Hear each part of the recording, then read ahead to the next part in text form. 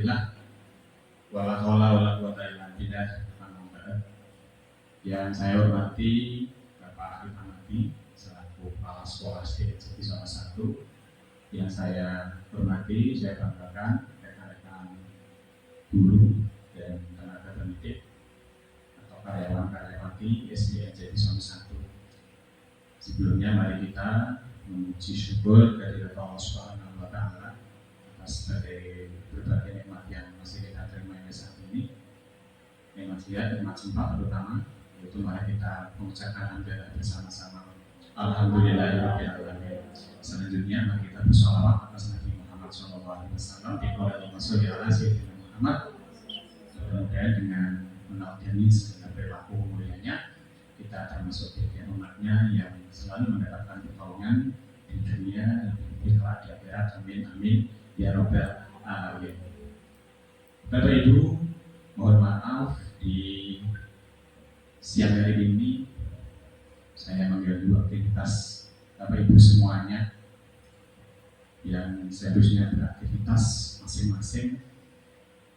Siang ini saya menghadirkan Bapak Ibu di ruangan yang cukup representatif ini dalam rangka diseminasi.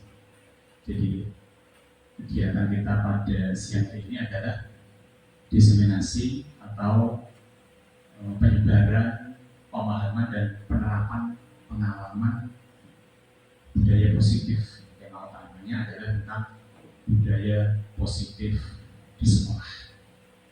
Bapak Ibu, ini merupakan salah satu tugas saya selaku calon guru penggerak angkatan 9. Untuk itu saya sangat berharap sekali dari kegiatan ini berdasarkan pengalaman pembelajaran yang saya ikuti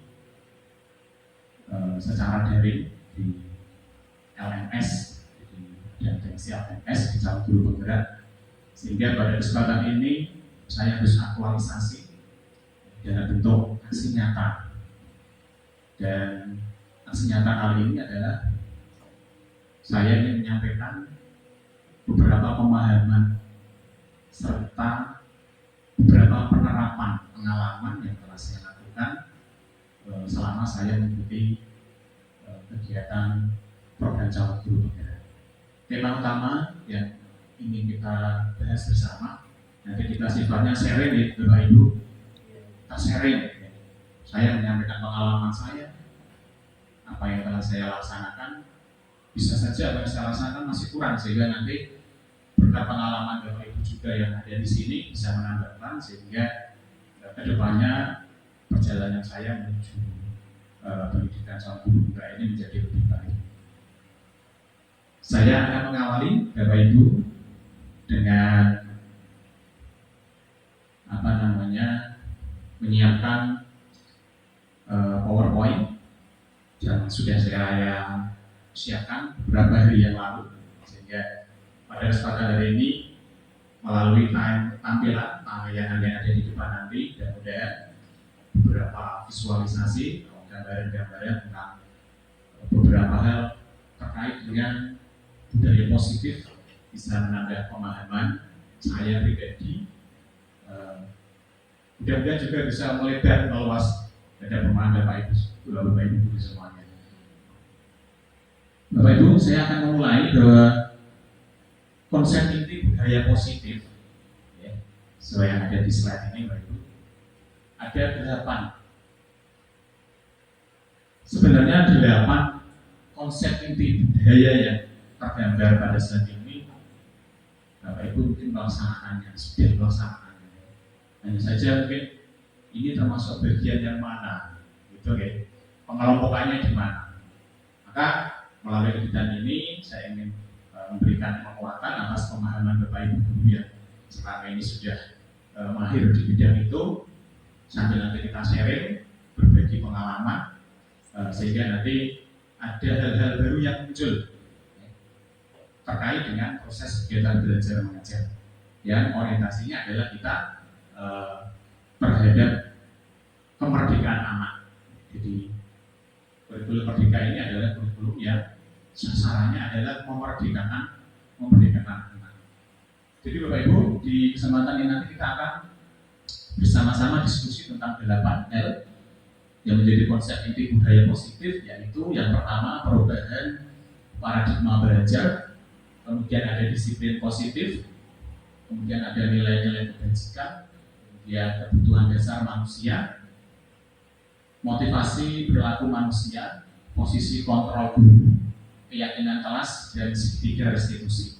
Jadi 8 bagian yang akan kita kupas pada pertemuan kali ini nanti mudah-mudahan memberikan banyak manfaat untuk kita semuanya. Baik Bapak Ibu, untuk mengawali saya akan masuk ke bagian awal, yakni pembelajaran dengan paradigma baru. Jadi ada istilah paradigma baru. Paradigma baru itu adalah pembelajaran yang merupakan pembelajaran yang dirancang berdasarkan prinsip pembelajaran berdiferensiasi. Jadi paradigma baru pembelajaran sekarang ini adalah pembelajaran berdiferensiasi. Kalau dulu paradigma kita pembelajaran yang kita laksanakan adalah pembelajaran yang klasikal, kan begitu Bapak Ibu.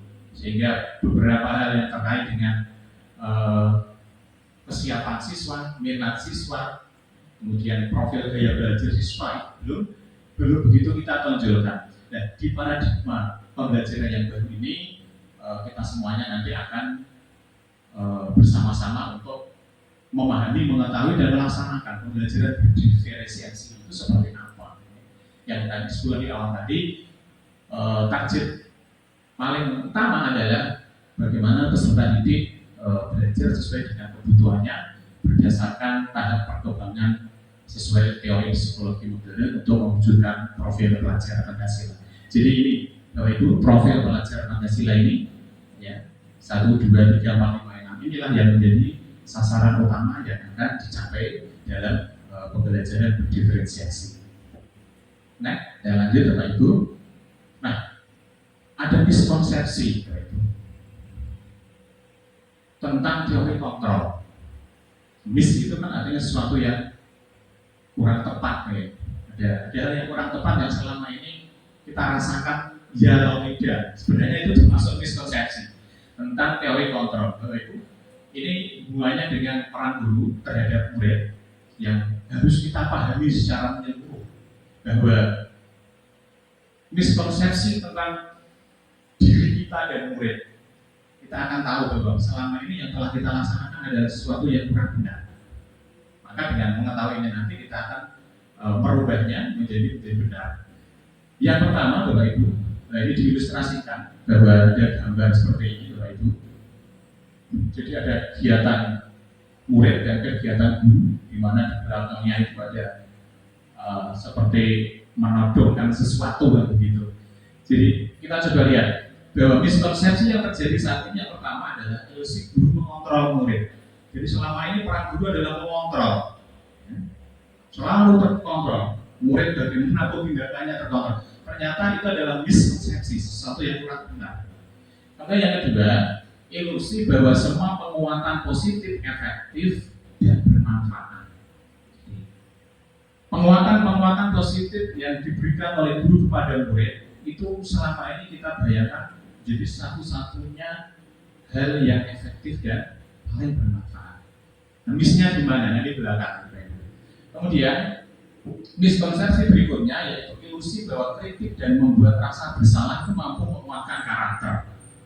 Tidak sadar kita Bapak Ibu dalam pembelajaran sering ya, kita akui atau tidak ada kalimat-kalimat yang kita munculkan di mana kemudian anak-anak itu merasa bersalah, menyalahkan dirinya, menyalahkan ketidakmampuannya. Kemudian pada akhirnya muncullah tindakan-tindakan yang kira tidak tepat dilakukan oleh si anak. Ternyata ilusi bahwa kritik dan membuat rasa bersalah itu mampu menguatkan karakter adalah sesuatu yang perlu kita perbaiki, kita rekonstruksi. Kemudian yang terakhir, ilusi bahwa orang dewasa berhak memaksa. Di dalam proses belajar mengajar Ibu di kelas, kalau ibaratkan saya guru, nanti supaya murid, konsep yang kita pegang selama ini adalah saya orang dewasa yang mampu memaksa, begitu ya. Jadi si A, si B, si Danu, si Fulan dan sebagainya harus ikut kemauan saya sebagai guru, sebagai orang dewasa. Dan ternyata ini adalah satu miskonsepsi yang sebenarnya harus kita mulai pelan-pelan hilangkan, gitu ya. Nah, kita lanjut. Nah, ada dulu kita mengenal istilah stimulus respon. Sebelum memuat tentang istilah pendekatan teori kontrol, dulu digaung-gaungkan tentang stimulus dan respon. Stimulus itu apa, Ibu? Rangsangan. Dirangsang terlebih dahulu, baru ada respon. Jadi murid dirangsang terlebih dahulu, baru kemudian murid itu memberikan respon. Ternyata itu adalah paradigma lama. Di paradigma baru ini kita berkeyakinan bahwa anak itu mempunyai potensi dari dirinya sendiri yang tidak harus direspon, yang tidak harus distimulus, tidak harus dirangsang. Nah, lalu bagaimana mereka akan memunculkan potensi itu berdasarkan kriteria dan klasifikasi yang dilakukan oleh guru. Kita lanjut, Bapak Ibu. Bisa dilihat bahwa stimulus respon dengan teori kontrol ini berbeda sekali dari tahapnya. Realitas kebutuhan kita sama, itu stimulus respon, Bapak Ibu.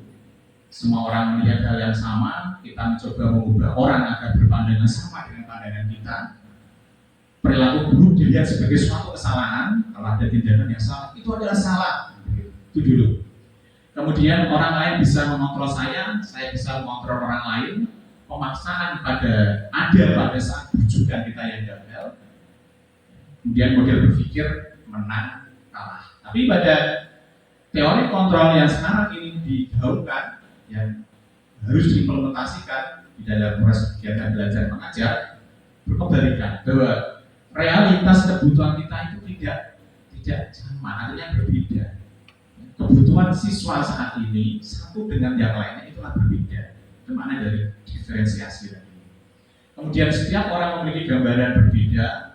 Kita berusaha memahami pandangan orang lain tentang dunia. Semua perilaku memiliki tujuan. Kemudian hanya Anda yang bisa mengontrol diri Anda tidak bisa mengontrol orang lain. Kolaborasi dan konsensus menciptakan pilihan-pilihan baru. Kemudian model berpikirnya adalah model berpikir menang-menang. Jadi tidak ada yang terkalahkan.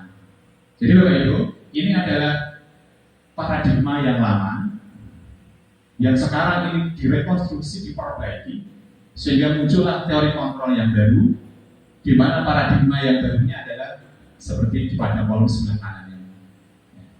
Ini adalah konsep penting yang harus kita pahami sebagai pendidik, terutama ketika kita melaksanakan kegiatan belajar mengajar di kelas, bahwa kita harus mengetahui realitas kebutuhan.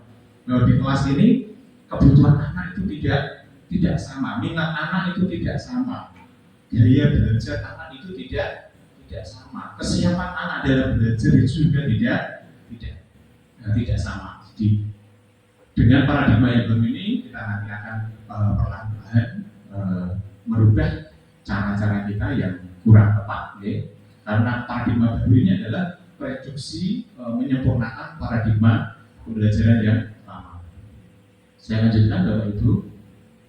Nah, kita masuk ke tema disiplin positif. Ini salah satu inti budaya positif yang di awal tadi, ya Bapak Ibu. Kita akan masuk ke disiplin positif. Dari sisi bahasa, disiplin itu artinya belajar, jadi disiplina. Mengacu pada disiplin diri yang memiliki tanggung jawab terhadap apa yang dilakukannya berdasarkan nilai-nilai yang diyakini. Ya. Disiplin positif merupakan salah satu cara penerapan disiplin yang bertujuan untuk menumbuhkan kesadaran serta memberdayakan peserta didik tanpa imbalan penghargaan atau reward, ancaman atau hukuman. Dan yang paling dititik beratkan adalah yang bawah itu tugas pendidik adalah mencetak peserta didik yang memiliki disiplin diri, sehingga mereka selalu mengacu pada nilai-nilai kebajikan universal dan memiliki motivasi intrinsik dalam perubahan perilaku ke arah yang lebih baik. Fokus pada kalimat ini ada di dua, yaitu kebajikan universal dan motivasi intrinsik. Ini dua hal nanti yang di belakang mereka akan bicarakan lebih lanjut. Nah, ini tadi yang saya sebutkan yang nilai kebajikan, Bapak Ibu. Nilai kebajikan adalah nilai yang disepakati bersama, lepas dari suku bangsa, agama, bahasa maupun latar belakang. Nilai-nilai kebajikan universal inilah yang akan kita tanamkan terhadap para peserta didik kita. Kita tidak hanya menanamkan intelektual, kemampuan IQ yang luar biasa, tapi lebih pada memiliki kebajikan atau nilai-nilai yang menyeluruh, atau disebut nilai-nilai universal. Contohnya apa, Bapak Ibu? Kita akan mengambil contoh nilai kebajikan institusi atau organisasi. Yang pertama adalah profil pelajar Pancasila. Di depan tadi saya sebutkan ada 6 yang Bapak Ibu bisa perhatikan. Kemudian Ibu Primeris program PZP itu juga menyaring beberapa nilai kebajikan, dan toleransi, rasa hormat, integritas, ingin tahu, dan seterusnya sampai dengan komitmen. Ini adalah nilai-nilai universal terhadap nilai kebajikan yang harus kita tanamkan kepada peserta didik kita. Kemudian life skill atau keterampilan hidup, nilai kebajikan yang dapat dipercaya, lurus hati, pendengar yang aktif, tidak merendahkan orang lain, dan memberikan yang terbaik bagi diri sendiri. Inilah capaian nilai-nilai kebajikan universal yang menjadi bidang tugas kita sebagai pendidik dan pengajar. Mampu tidak kita untuk melaksanakan transfer of nilai-nilai kebajikan, mentransfer nilai-nilai kebajikan melalui proses kegiatan belajar mengajar. Nah, Bapak Ibu, sebelum kita melangkah lebih jauh tentang inti-inti budaya positif yang lainnya, saya ingin menyampaikan tentang kebutuhan dasar manusia. Bapak Ibu, kebutuhan dasar manusia ini bisa kita koneksikan dengan kebutuhan dasar peserta didik. Kebutuhan dasar manusia adalah segala sesuatu yang kita lakukan untuk mendapatkan apa yang kita inginkan. Seluruh tindakan yang kita lakukan memiliki tujuan tertentu, dan semua usaha terbaik yang kita lakukan adalah dalam rangka agar kebutuhan dasar kita terpenuhi dengan baik. Jadi poinnya adalah segala sesuatu, jadi ada usaha, ada ikhtiar yang dilakukan untuk mendapatkan apa yang kita inginkan. Yang kita inginkan itu apa macamnya? Kita lihat ya Ibu. Inilah 5 kebutuhan dasar manusia. Dasar manusia kita sebagai individu, sebagai guru, dan juga dasar kebutuhan manusia dalam posisi sebagai peserta didik. Kita harus memahami, selain kita memahami 5 dasar kebutuhan untuk diri kita, 5 kebutuhan dasar ini juga berlaku untuk peserta didik kita di kelas, di sekolah. Yang pertama, Bapak Ibu, bertahan hidup. Maka sering kita mengamati, melihat anak-anak kita ada yang kurang bergairah, tidak kelemar, itu perlu kita tanya. Ya. Kebutuhan akan bertahan hidupnya seperti apa? Dia sarapan belum? Itu ditanya. Belum, Bu. Ya, nah belum kan ya. Kalau dibiarkan kan ya lapar ya. Maka ada usaha. Ya silakan ke kantin. Dan berapa jajan ya? Berapa? 10.000. Ya kamu isi dulu untuk energi ke kantin. Beri waktu, beri kesempatan anak itu untuk mencukupi kebutuhan dasarnya dari sisi bertahan hidup. Kemudian kasih sayang dan rasa diterima. Jadi kita sebagai individu dan anak-anak kita, anak-anak didik kita, ini adalah satu bagian dari pribadi-pribadi yang sangat sekali membutuhkan rasa kasih sayang dia diterima.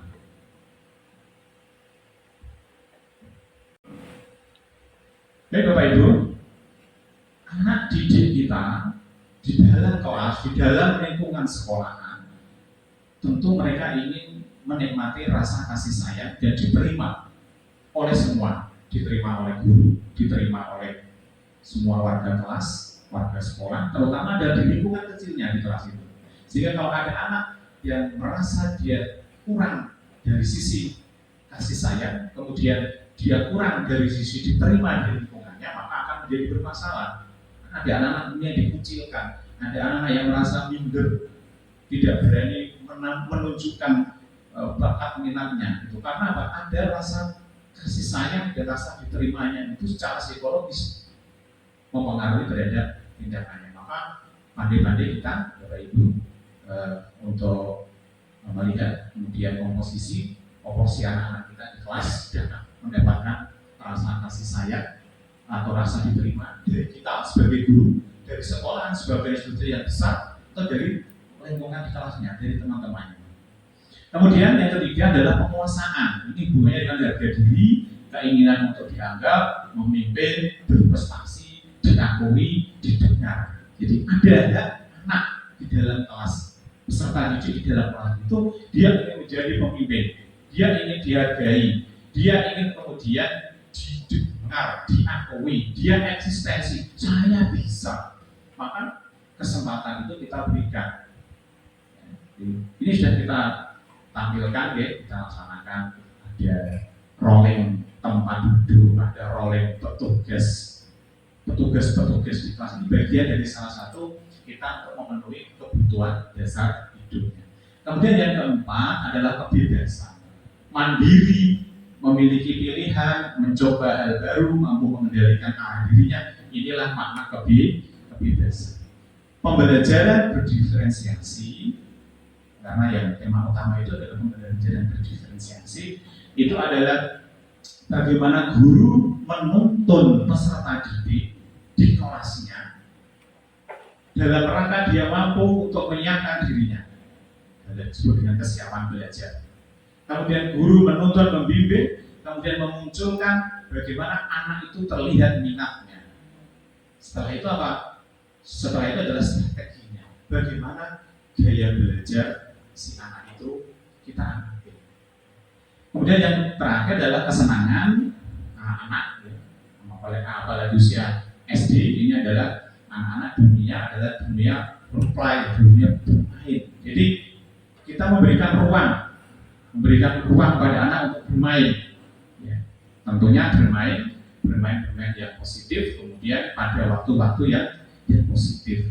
Jadi 5 kebutuhan dasar ini kita pahami sebagai kebutuhan dasar kita sebagai guru pendidik, dan juga itu merupakan 5 kebutuhan dasar yang juga mutlak harus dimiliki, dipenuhi oleh para peserta didik. Sampai di sini mungkin ada yang perlu kita bahas, Bapak Ibu? Ada? Lanjut? Oke, kita lanjut ya. Nah, hubungannya tadi Bapak Ibu dengan kebutuhan hidup adalah motivasi perilaku manusia. Untuk memenuhi kebutuhan dasar hidup, maka ada dorongan atau disebut dengan motivasi. Motivasi itulah kemudian memunculkan yang disebut dengan perilaku. Dan perilaku yang diinginkan pada pembelajaran di kurikulum merdeka ini adalah, ini Bapak Ibu, mohon maaf ini tidak ada lasernya, jadi saya harus kesana kemarin. Jadi ada 2 hal, ini motivasi ekstrinsik dan ini adalah motivasi intrinsik. Coba saya beri waktu Bapak Ibu 2 menit dibaca, nanti saya akan sharing dengan Bapak Ibu bagian yang penting itu yang mana. Jadi motivasi intrinsik itu didasarkan untuk menghindari ketidaknyamanan atau kemuan. Kemudian yang satu adalah untuk mendapatkan imbalan, penghargaan dari orang lain. Sedangkan untuk yang motivasi intrinsik, mohon maaf saya bacakan ini kembali berarti kita orang itu. Motivasi intrinsik adalah untuk menjadi orang yang mereka inginkan dan menghargai diri sendiri dengan nilai-nilai yang mereka percaya.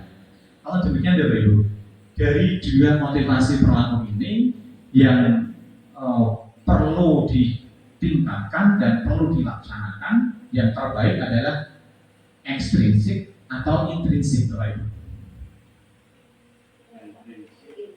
Ekstrinsik atau intrinsik Bapak Ibu.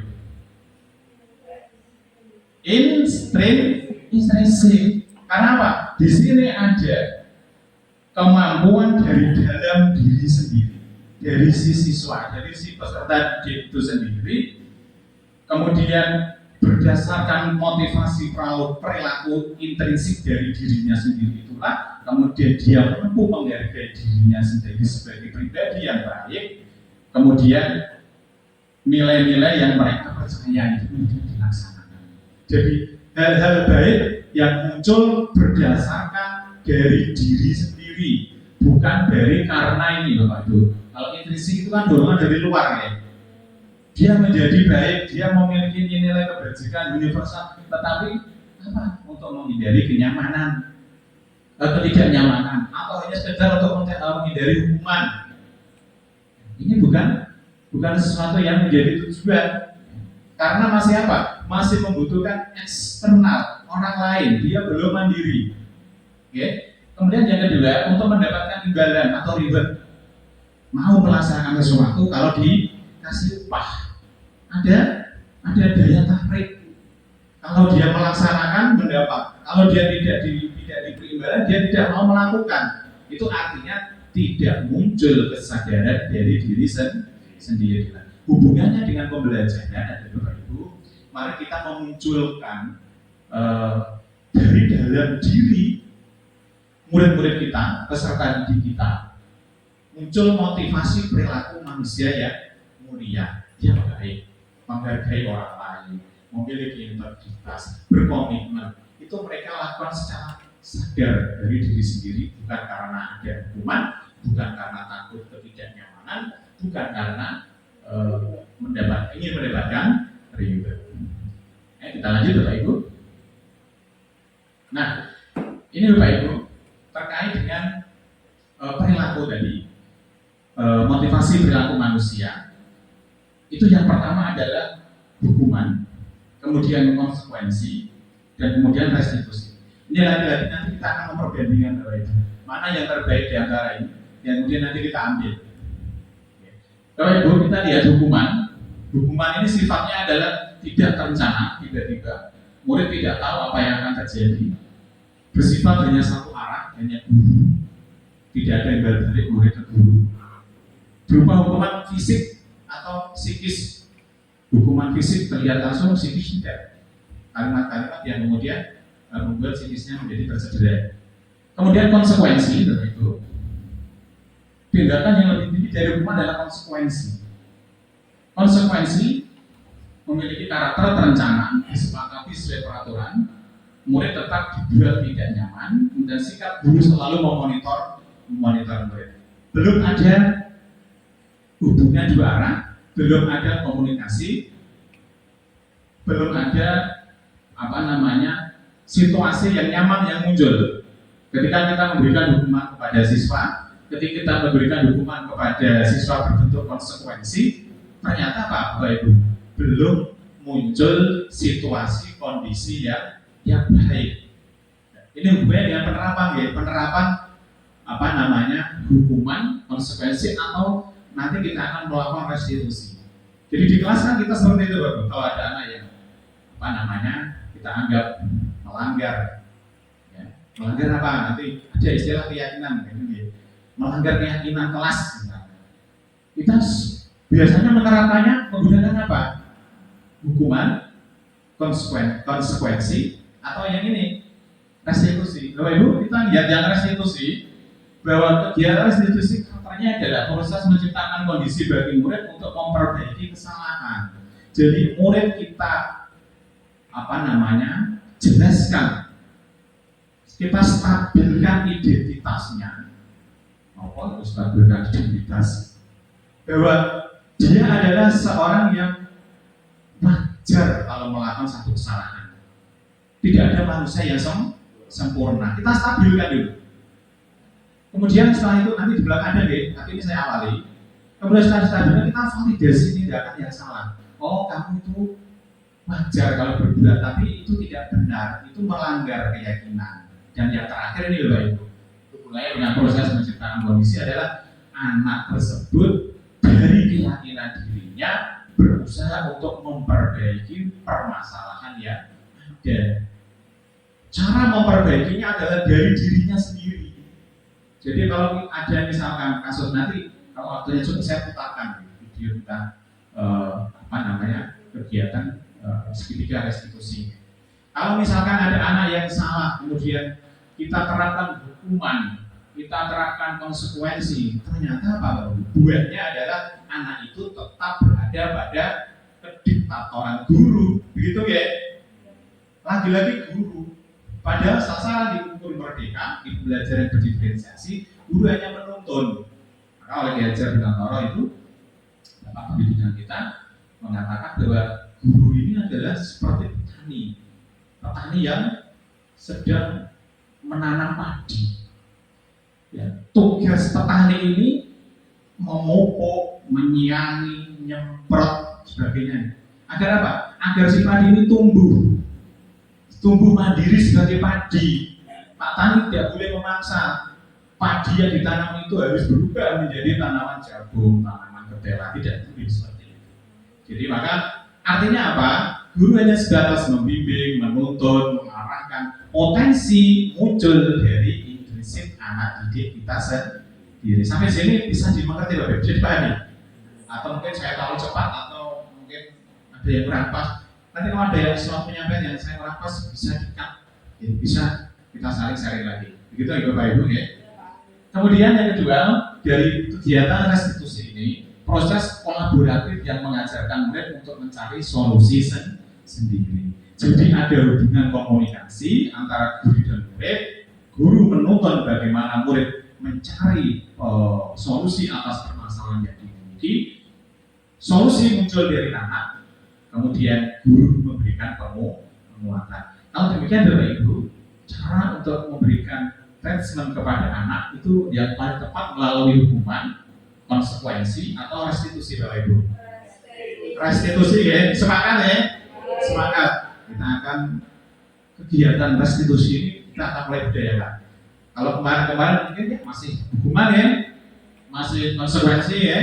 Nah ini dari pengetahuan yang kita dapatkan, saya pribadi mungkin akan memulainya. Kita berkolaborasi dengan Bapak Ibu semuanya. Ketika ada masalah anak-anak kita, maka kita akan mengupayakan dengan jalan restitusi. Lanjutkan Bapak Ibu. Nah, kita masuk ke posisi kontrol guru. Jadi guru di dalam statusnya sebagai guru, dia memiliki peran besar terhadap anak didik. Peran itu apa? Peran kontrol ini. Guru tanpa mengontrol siswa menjadi kacau. Guru mengontrol siswa dengan cara yang salah, siswa menjadi lebih kacau. Maka mari kita bersama-sama mengenal 5 posisi kontrol guru. Ini nanti ada posisi yang kurang baik, tidak baik, terbaik. Kita akan memilih itu.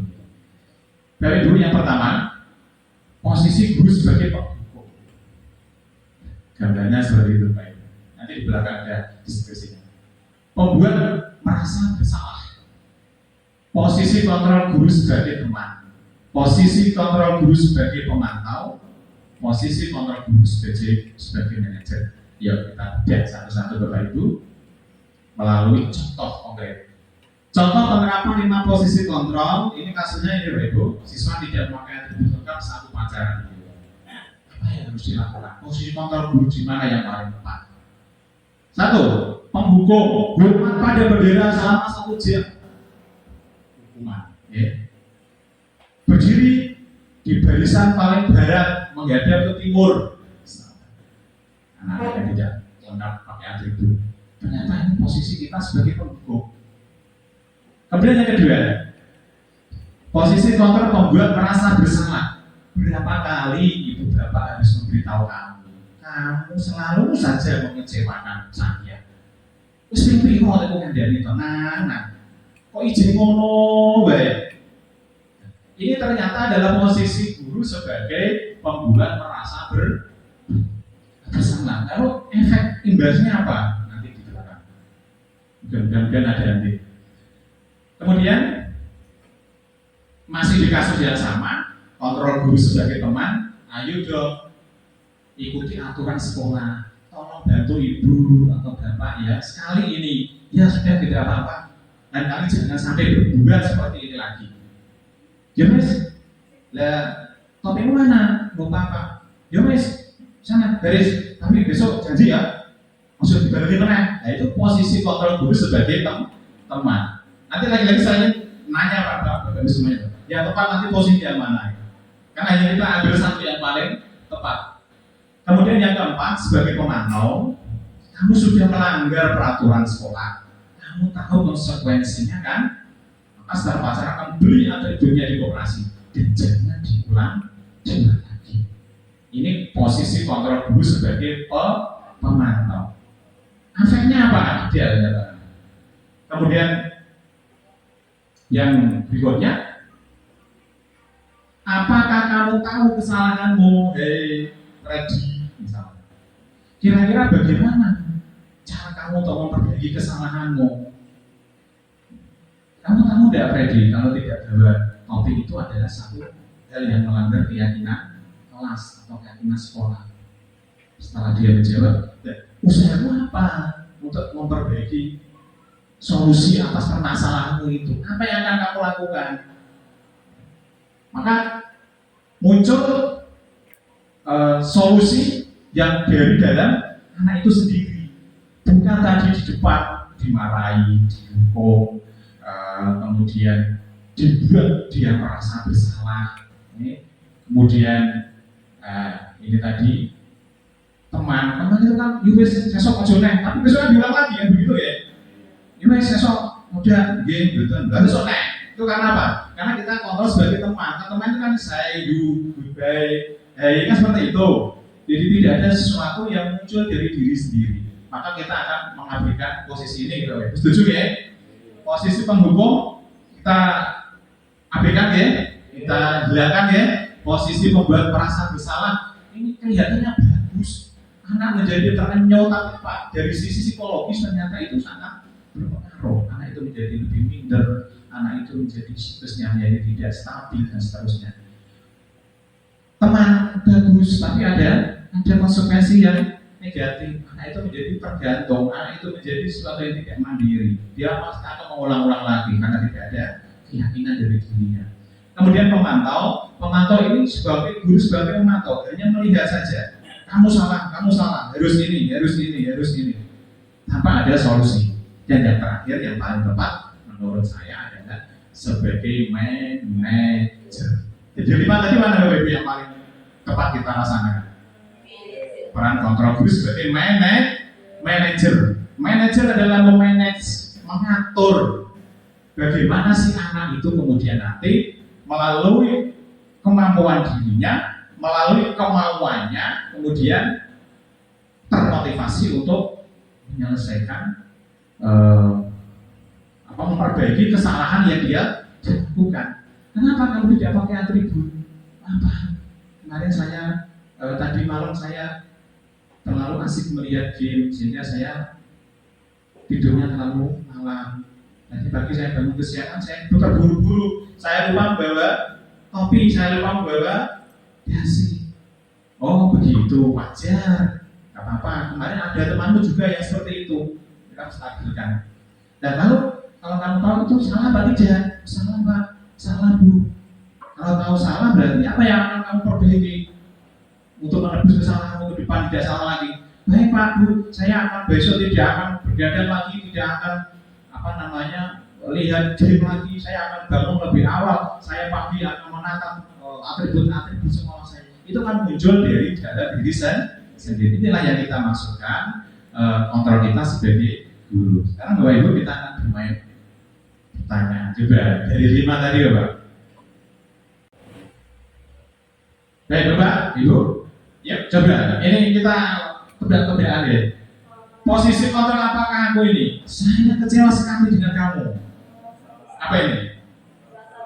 Pembuat merasa bersalah. Tepat 100 menurut Bapak Ibu. Paham dari. Kemudian yang kedua Bapak Ibu, kamu tidak pernah benar melakukannya. Awas kamu nanti. Jadi kalau titik-titik itu ada tambahannya itu. Apa kira-kira itu? Posisi apa itu? Apa? Pemberi hukum. Waduh, penghukum ya penghukum. Biasanya kalau ada seperti titik itu nanti belakangnya ada tindakan berikutnya. Kemudian yang ketiga Bapak Ibu, sudah. Posisi kontrol apa ini? Apa rencanamu untuk menyelesaikan masalah ini? Manajer. Lanjut. Ayolah, lakukan demi Bapak Ibu ya. Teman. Apa tadi? Teman. Terakhir mungkin ini, kamu tidak pernah mendapat nilai jika tidak mengerjakan tugas. Ada konsekuensi tadi. Itu ciri dari apa? Pemantau ribat Bapak Ibu guru semuanya. Penjelasan singkat dan penjelasan diterima. Mungkin jangan-jangan Bu Eka sudah mendapatkan materi di PPG ini. Ada Bu? Belum ada ya.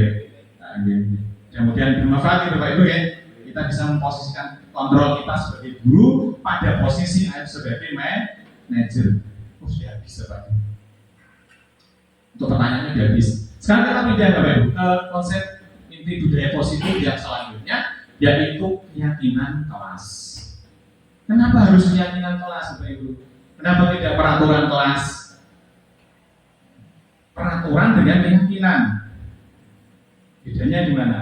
Peraturan itu sifatnya mengikat, dibuat satu arah, bersifat melarang dengan kalimat-kalimat yang tidak positif. Nah itulah di kurikulum Merdeka, di pembelajaran berdiferensiasi ini, kalimat peraturan itu dirubah menjadi keyakinan. Karena keyakinan itu lebih elegan, kalimatnya kalimat positif, kemudian prosesnya adalah melalui interaksi dan muncul dari atas kesepakatan.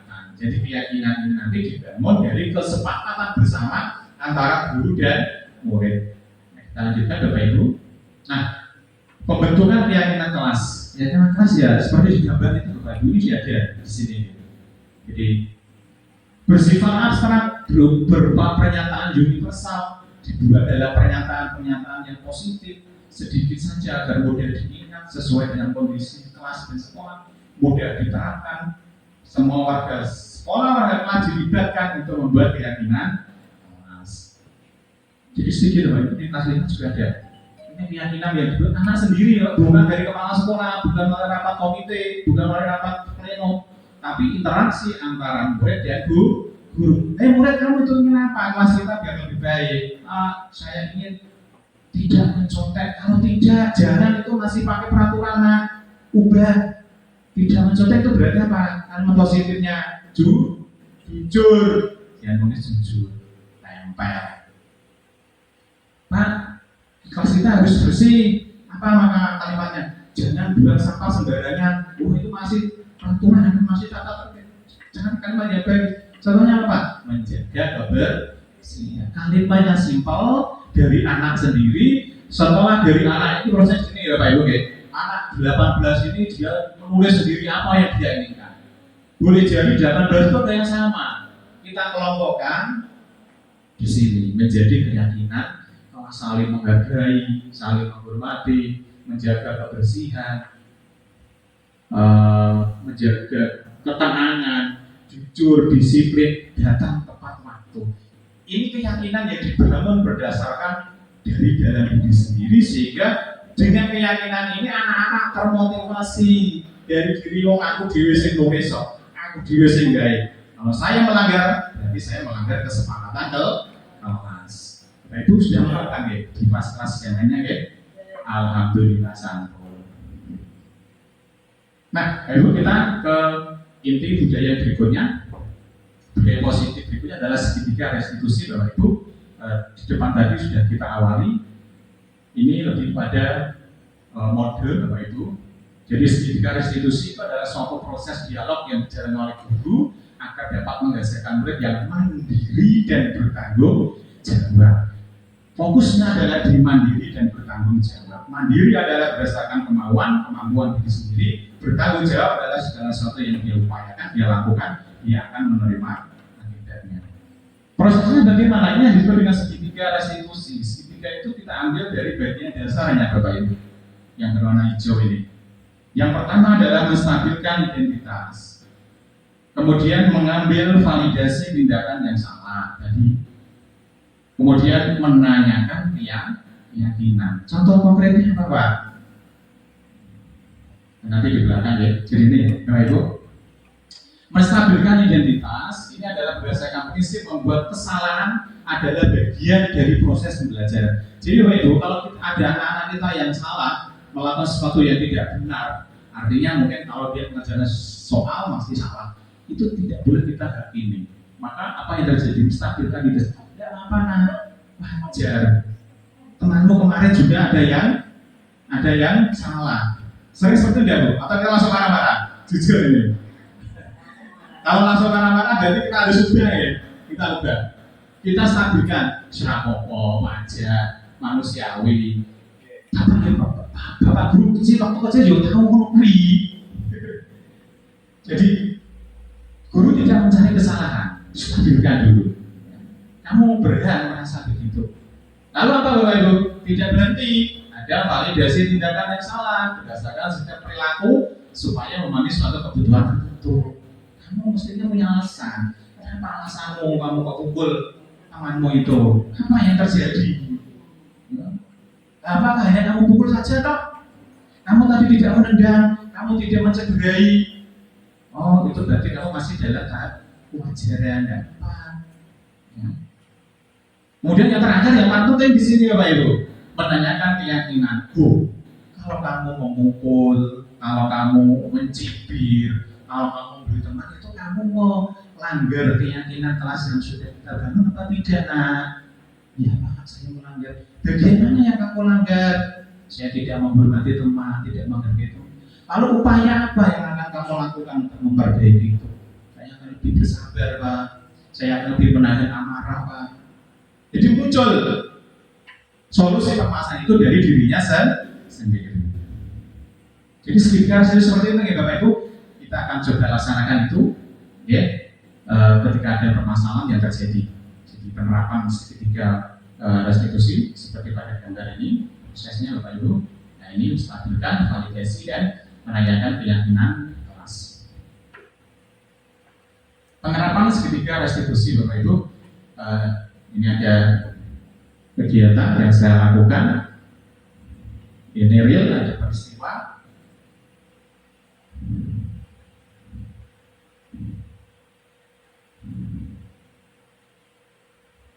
Oh, ini ada videonya sebenarnya Bapak Ibu.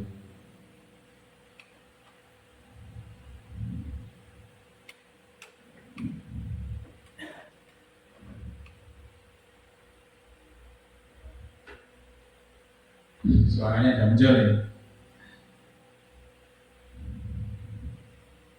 Harusnya tadi pakai pengeras. Nah, Bapak Ibu, tadi video ini saya share di grup, okay? Grup ini sebagai contoh saja bagaimana menerapkan segitiga restitusi terhadap satu peristiwa yang terjadi. Ini saya ambil ada anak yang kemudian dia bermasalah dengan temannya. Saya panggil, tidak saya marah-marahi seperti biasanya. Waktu dulu kan seperti itu, kita marahin, kita nasihati, kita ancam, gitu ya. Dulu sebelum mengenal segitiga restitusi, tapi sekarang saya sudah menggunakan cara seperti itu. Jadi sampai validasi, sampai terakhir dia mengungkapkan perasaannya, apa yang dia lakukan, kenapa seperti itu, dia cara mobil orang mengenai. Dia sadar intrinsik dari dirinya sendiri. Saya lanjutkan saja Bapak Ibu.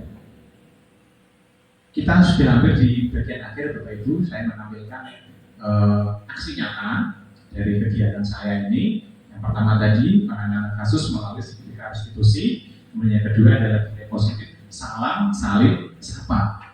Ya jadi seperti itu Bapak Ibu. Itu ada. Nah seperti ini Bapak Ibu, sederhana sekali. Sepertinya sepele ya.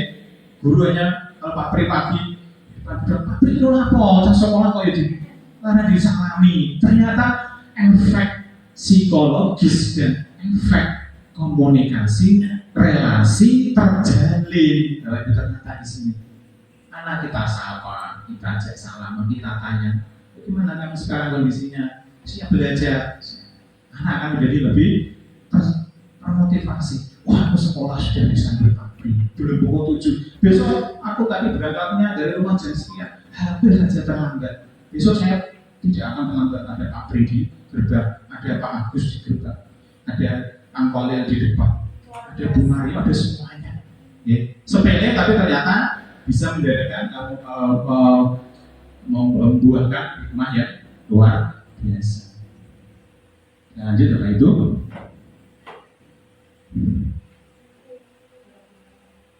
penerapan pemahaman keyakinan kelas.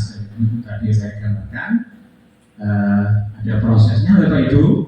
Ini saya putar sekilas agar nanti Bapak Ibu di kelas-kelas yang belum membuat kesepakatan kelas dalam bentuk keyakinan nanti bisa mengadakannya Bapak Ibu.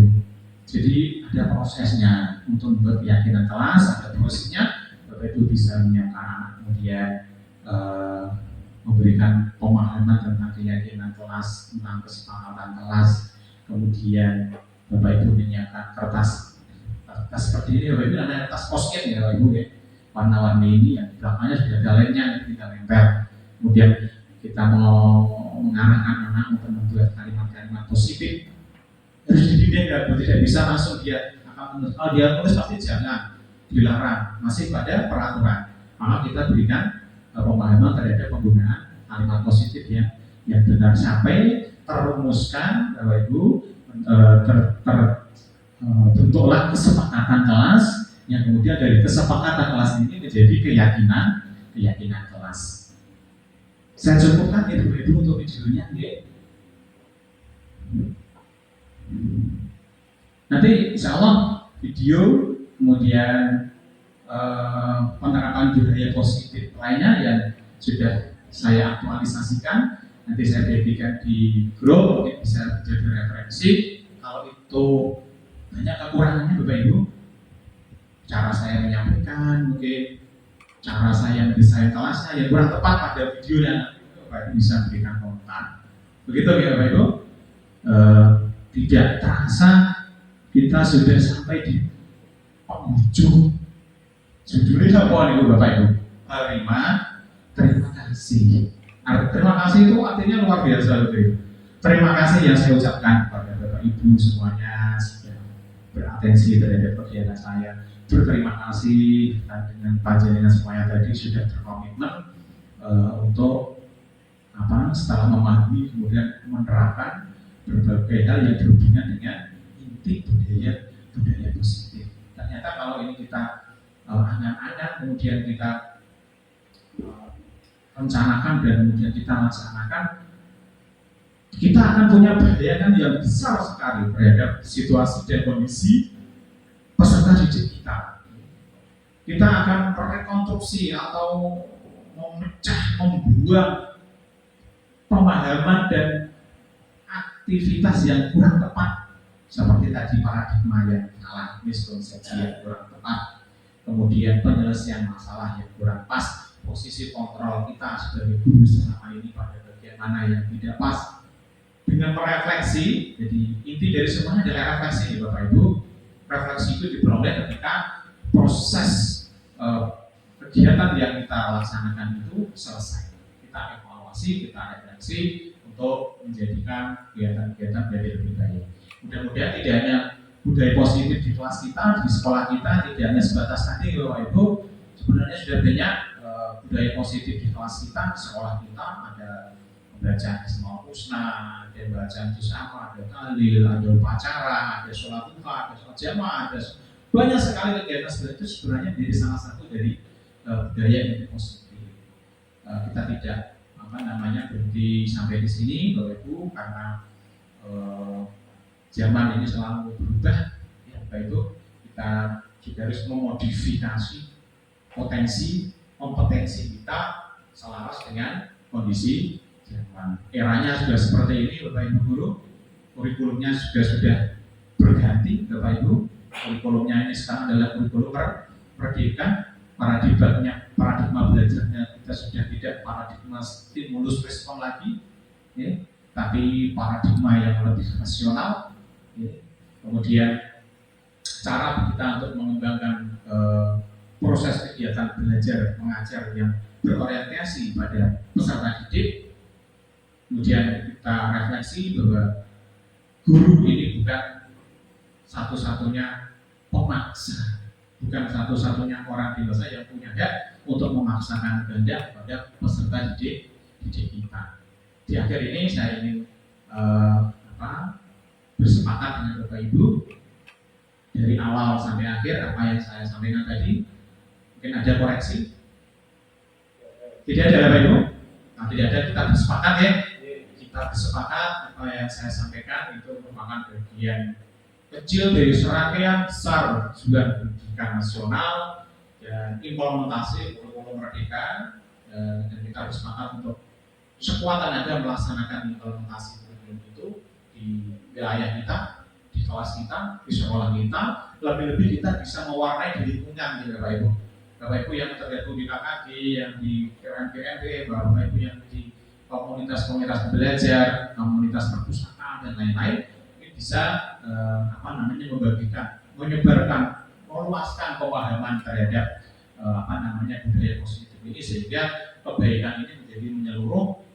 Pembelajaran terhadap anak, terhadap murid itu menjadi lebih bermakna. Kita bersepakat seperti itu, Bapak Ibu ya. Kita siap untuk mengadakan restitusi. Siap? Kita sudah mendapatkan paradigma baru terhadap pembelajaran. Sudah dapat? Kita sudah bisa memposisikan diri sebagai kontrol terbaik, yaitu manajer. Siap? Siap. Insyaallah mudah-mudahan dengan kesiapan kita diridhoi Allah Subhanahu wa taala, kita diberikan kekuatan, tenaga, kesehatan, umur yang panjang, rezeki melimpah, dan yang paling penting adalah sehat ya. Gimana ya? Yang paling penting adalah sehat. Dengan kesehatan kita bisa membersamai anak-anak kita menuju tingkat perkembangan, dan tujuan akhirnya adalah anak-anak kita mendapatkan kebahagiaan di dunia ini dan kebahagiaan di akhirat. Itulah tujuan akhir dari kita mentransfer segala kemampuan potensi kita sebagai guru dan sebagai pendidik. Mohon maaf Bapak Ibu, dalam penyampaian saya dari awal sampai akhir banyak hal yang kurang dan terlalu cepat karena ya memang sebesar sini kemampuan saya. Kalau bermakna monggo diambil, bagian-bagian yang tidak pas bisa dikurangi, bisa dihilangkan. Di akhir kita selalu ingat semboyan guru bergerak, apa itu semboyan guru bergerak? Tergerak, bergerak, dan menggerakkan. Mari Bapak Ibu kita kembangkan. Tergerak, bergerak, menggerakkan. Assalamualaikum warahmatullahi wabarakatuh. Waalaikumsalam warahmatullahi wabarakatuh.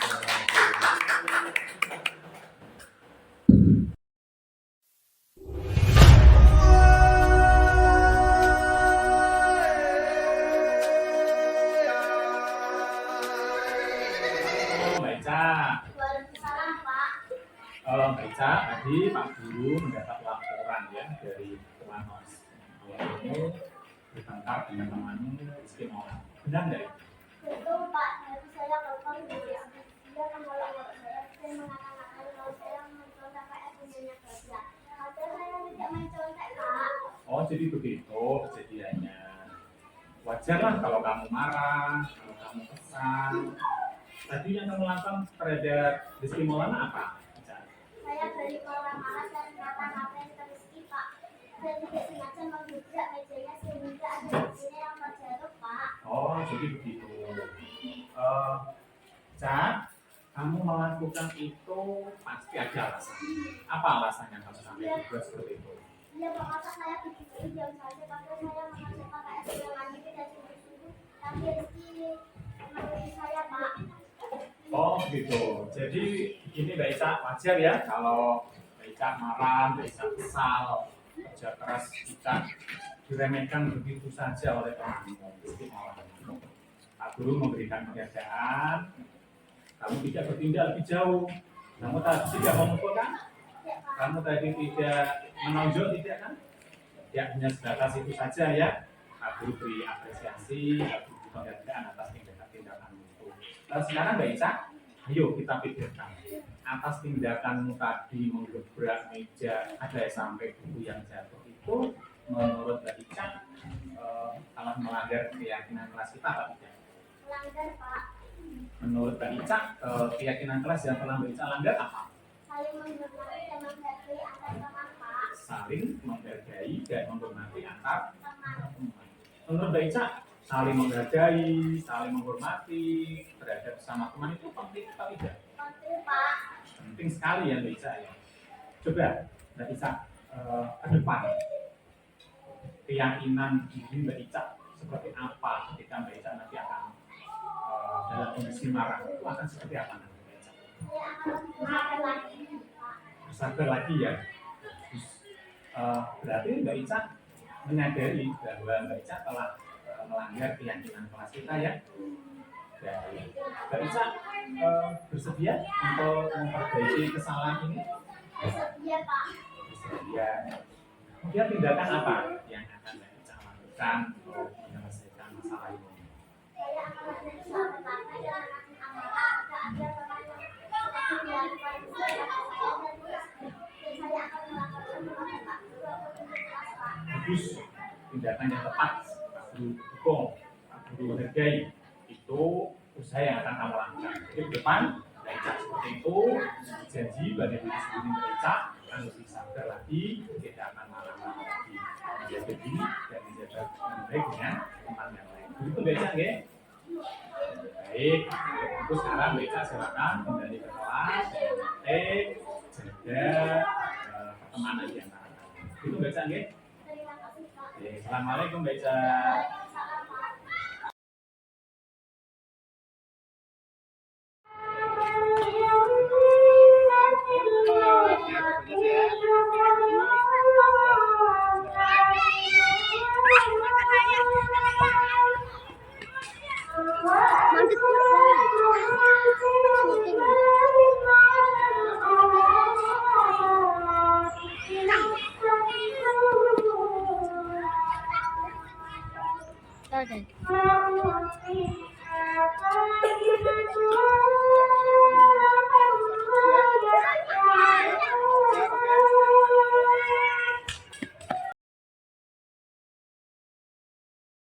Assalamualaikum warahmatullahi wabarakatuh. Waalaikumsalam warahmatullahi wabarakatuh. Anakku kelas 5, yang Pak Guru sayangi, Pak Guru banggakan.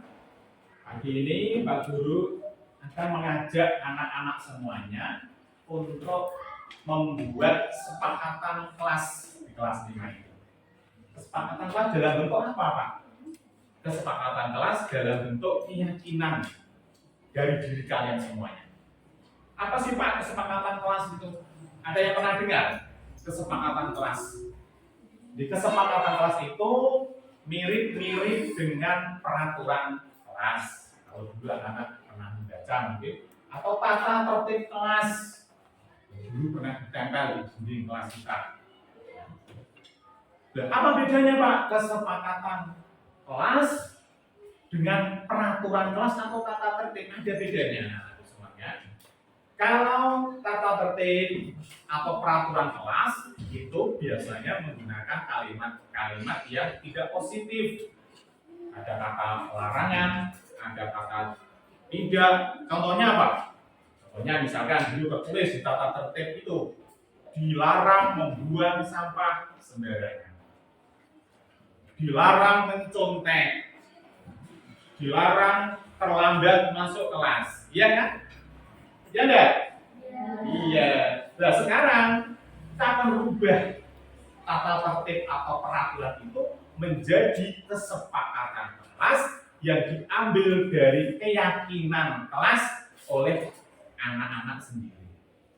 Nah bagaimana Pak nanti? Caranya nanti Pak Guru akan membagikan kertas seperti ini. Anak-anak nanti menulis apa yang akan anak-anak usulkan kalimat-kalimat positif apa yang anak-anak ini usulkan untuk menjadi kesepakatan kelas kita dan nanti menjadi keyakinan yang akan kita jalankan bersama. Nanti kalau sudah jadi keyakinan terus bagaimana Pak? Karena itu keyakinan yang datang dari anak-anak sendiri, yang kamu buat sendiri, maka pasti kamu yakin dengan dirimu sendiri untuk melaksanakan. Artinya apa? Nanti pasti anak-anak akan bertanggung jawab untuk melaksanakan keyakinan-keyakinan yang akan anak-anak tulis. Saya beri contoh satu, ya karena tidak bingung. Contohnya begini, anak-anak ingin di kelas kita ini bersih dari sampah apapun. Tidak ada sampah plastik, tidak ada sampah kertas, tidak ada sampah daun, tidak ada debu-debu, tidak ada sawang-sawang yang di atas. Anak-anak berkeyakinan ingin menulis begini. Kalau dulu ditata tertib, jangan membuang sampah sembarangan. Sekarang kamu bisa mengubahnya dengan menggunakan kalimat positif seperti ini. Menjaga kebersihan. Seperti itu. Atau contoh yang lainnya misalkan, dulu dilarang mencontek. Ya, mencontek itu ada larangan, ya keras. Ya. Kita kalimatnya kita ubah menjadi kalimat positif. Contohnya apa? Jujur. Jujur itu artinya kan diantaranya tidak mencontek. Nanti anak-anak semuanya, kalian semuanya membuat kalimat positif sesuai harapan keinginan dari dirimu sendiri. Itu nanti kita akan tempel ke sana, kita pilih yang paling tepat, yang paling bagus. Nanti kita jadikan keyakinan di kelas 5 ini. Kita jadikan kesepakatan, dan karena kesepakatan harus dilaksanakan dengan penuh tanggung jawab. Bisa dipahami anak-anakku? Bisa dimengerti? Bisa. Ya, ada yang bertanya? Ya ada. Kalau ada, saya mulai bagi. Setelah saya bagi, berpikir sebentar, ingin apa kamu di kelas ini? Setelah itu nanti beri waktu untuk menempelkan. Baik, saya bagi satu-satu.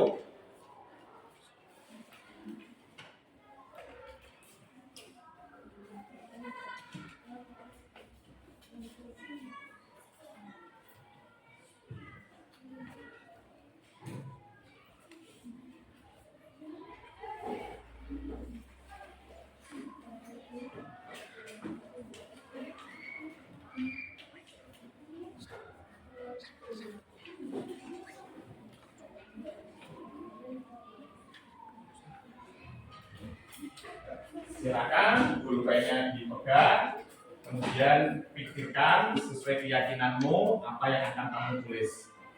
Yang kamu tulis tentunya agar kelas 5 ini menjadi kelas yang lebih baik. Dan ingat, yang kamu tulis itu nanti harus dengan keyakinan penuh kamu laksanakan. Baik, Pak Dimas diberi waktu. Akan tulis dulu.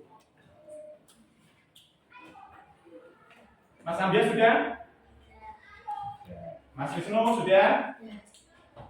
Mbak Alicia sudah? Mbak Kanaya sudah? Dulu cepat sekali. Hebat kelas 5 ini berarti.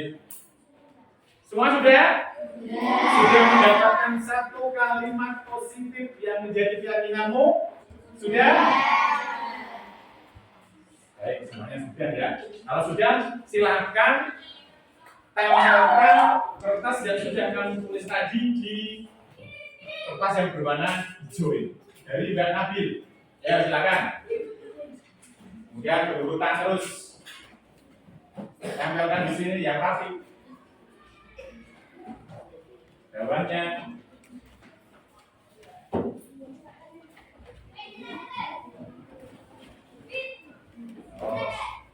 Warna kuningnya di sini, warna kuningnya di sini. Lanjut, Mas Kevin. Terus, masih di sini. Ini apa? Ini sini. Atas. Nah, lanjut. Yang warna kuning ikut kuning. Yang pink ikut pink.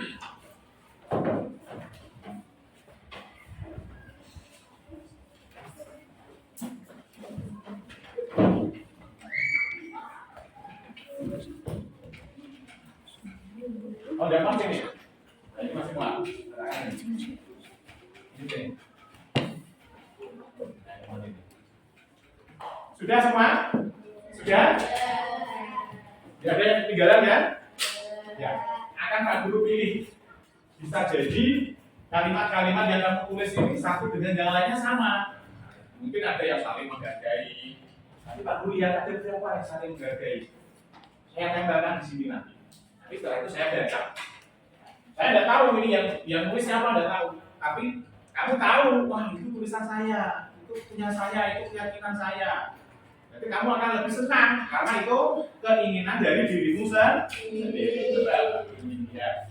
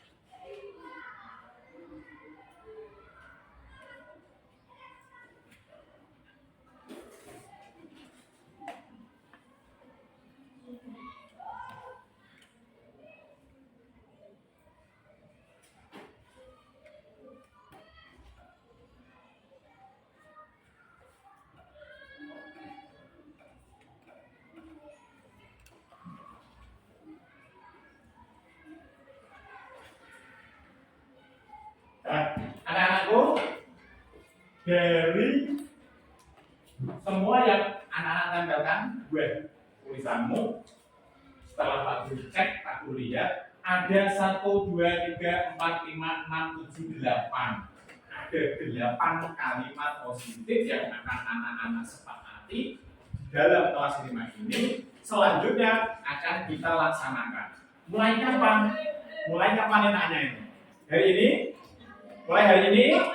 Baik, berarti mulai hari ini anak-anak akan selalu mengamati kesepakatan kelas yang isinya tentang keyakinan kelas yang akan anak-anak laksanakan. Keyakinan ini harus dilaksanakan dengan penuh tanggung. Aku bacakan diantaranya ada saling menghormati, saling menghargai, menjaga kebersihan, datang tepat waktu, menjaga ketertiban, disiplin, jujur. Ini adalah apa? Buah atau hasil dari keyakinan kelas dari dirimu sendiri. Kalau ini dari dirimu sendiri, berarti kamu setting sendiri akan melaksanakannya. Karena itu datang dari kamu, bukan dari Pak Guru, bukan dari kepala sekolah, bukan dari warga sekolah yang lainnya. Untuk itu, Pak Guru berharap sekali mulai hari ini dan seterusnya ingat kesepakatan yang sudah kita bangun di kelas 5 ini. Saya ingin menegaskan sekali lagi, mempertegas, sepakatkah anak-anak kelas 5 dengan keyakinan yang sudah anak-anak tulis ini? Sepakat? Siap melaksanakannya? Siap. Penuh tanggung jawab? Penuh tanggung jawab? Iya. Penuh tanggung jawab? Iya. Tidak cukup dengan itu saja. Pak Guru ingin anak-anak menandatangani. Kenapa? Menandatangani kesepakatan yang sudah kalian tulis disepakati itu dalam bentuk membubuhkan tanda tangan. Jadi nanti kalau anak-anak ada yang melanggar, tahu loh sudah ada kesepakatan, sudah tanda tangan kok melanggar. Jadi nanti ada apa? Ada tindakannya. Kalau ada tindakannya gimana? Saya minta anak-anak yang saya panggil untuk bisa maju ke depan untuk membubuhkan tanda tangan. Saya panggil Alkira. Alkira, yuk, silakan ke sini.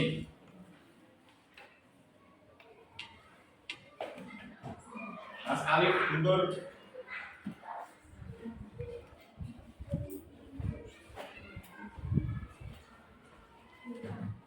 Nasya.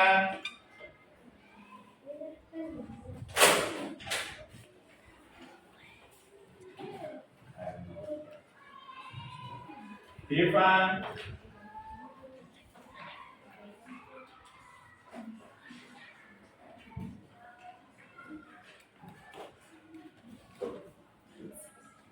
Baik, sudah cukup.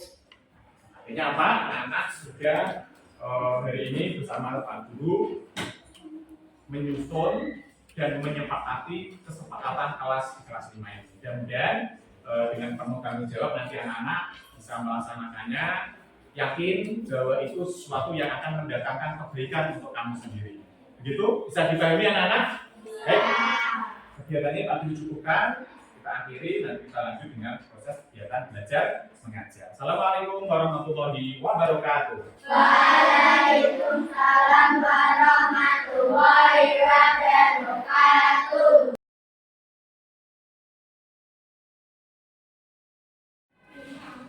Assalamualaikum warahmatullahi wabarakatuh. Perkenalkan, nama saya Keisha dari kelas 5 SDN Negeri Jatisono 1. Saya senang sekali dengan keyakinan kelas yang telah dibuat karena saya ingin menjadi lebih baik ke depannya. Terima kasih. Wassalamualaikum warahmatullahi wabarakatuh. Assalamualaikum warahmatullahi wabarakatuh.